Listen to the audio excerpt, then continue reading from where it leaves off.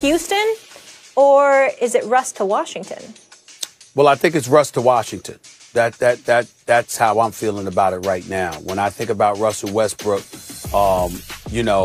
listen, the difference in skill set. Russell Westbrook is tenacious, so is John Wall. Russell Westbrook sits a little better from the field, not as good from three-point range, but they both have a locomotive. They go at 100 miles per hour. And that mentality that Russell Westbrook has, that dog in him where he is fiery all the time, going 100 miles per hour, backs down to no one. Not that John Wall isn't like that either, because he is to a degree, just not as demonstrative with it as Russell Westbrook is. I'm here to tell you right now, Chocolate City, the people that I know, I got a lot of loved ones there, they are going to love Russell Westbrook's attitude being in the Verizon Center. I'm here to tell you that right now. It's going to be something special with him and Bradley Beal, because unlike James Harden, who dribbles a lot before he wreaks havoc, Bradley Beal doesn't need to dribble that much in order to be the marksman that he is. And this is a brother that just finished averaging 30 for the season, because I love me some Bradley Beal, even though some people that I know who will remain nameless ain't that high on him. They know who they are. But in the end, I am. And I'm telling you right now, I think it's a plus for them. But for me, the reason why it's also a plus is because even though I believe in John Wall and I know he can ball, I just don't see how this keeps James Harden wanting to stay in Houston, which is why I'm at a loss as to why Houston would do this deal, other than the fact that they tried to get rid of Russ. And, according to sources, a lot of folks they didn't want Russ because Russ can be fiery and very strong-willed and strong-headed. And because of that, basketball operations, folks may not have wanted to deal with him. So the Houston Rockets might have felt they got the best deal they could.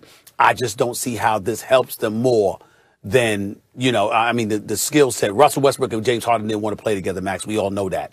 But I don't see how John Wall, who's very similar to Russell Westbrook, helps James Harden want to stay in Houston. That's my only reticence about this for Houston. Well, clearly the Wizards won this deal. And you want to know how the teams without GMs like Daryl Morey live? Like this.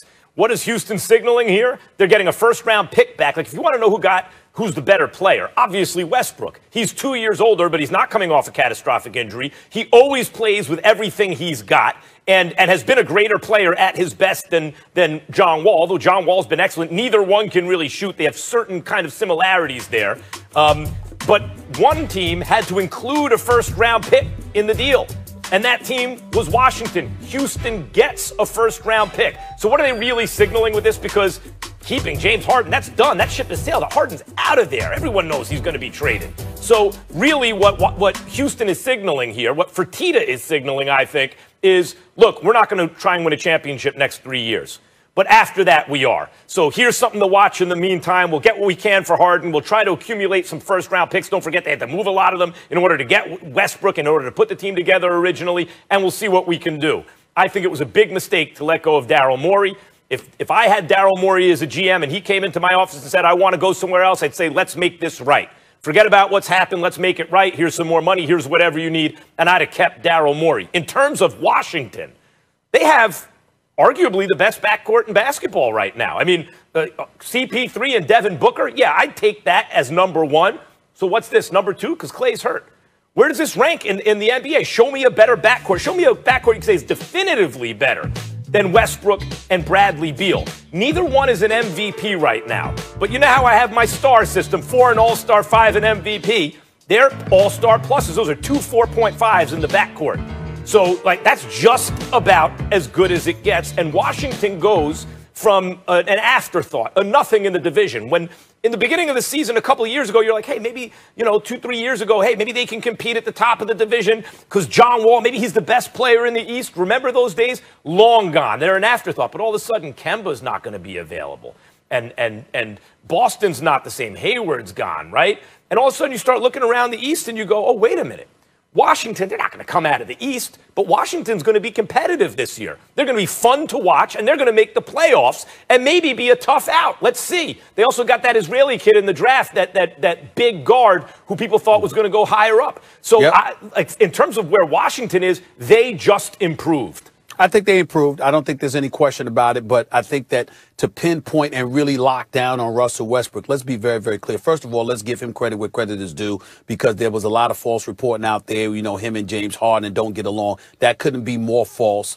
They're brothers. They're very, very tight with one another. It's just that Russell Westbrook and James Harden didn't necessarily think it was an ideal fit for them to play together, because both of them are ball dominant, and Russell Westbrook doesn't want to sit around spectating watching James Harden do his thing. He wants the ball in his hands. So now we've got to ask that question, whether or not that's something John Wall will be able to tolerate in the event that Fertitta and the Houston Rockets are unable to unload James Harden for the equitable compensation that they're looking for, because we all know he wants to be in Brooklyn. We know Brooklyn's got some of the assets. They got to give it up. And as far as I'm concerned, because of what the Lakers did, they need to have that big three together, because I think that's the only thing that has a chance of derailing the Lakers this season, quite frankly.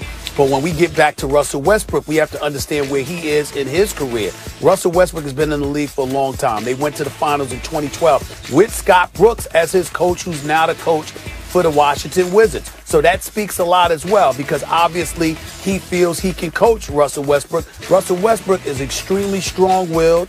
He's very defiant. He's going to do what he believes is correct. He's going to play his game, and he hasn't improved his three-point shooting over the last 4 years. His three-point shooting is a hindrance. Now, with Bradley Beal, that's going to help, and if you got pieces around him, he's going to get them the ball, because I don't think he's nearly as unselfish as people try to claim he is. But I do think that he has to shoot the basketball better from the perimeter in order to be everything, Max, you say they are as a backcourt. I ain't worried about Beal shooting the damn ball. I can tell you that much. I ain't worried about him at all. Russell Westbrook, the one thing I want to see him do is improve his jump shot. I'm not worried about everything else with Russell Westbrook, but I am worried about that.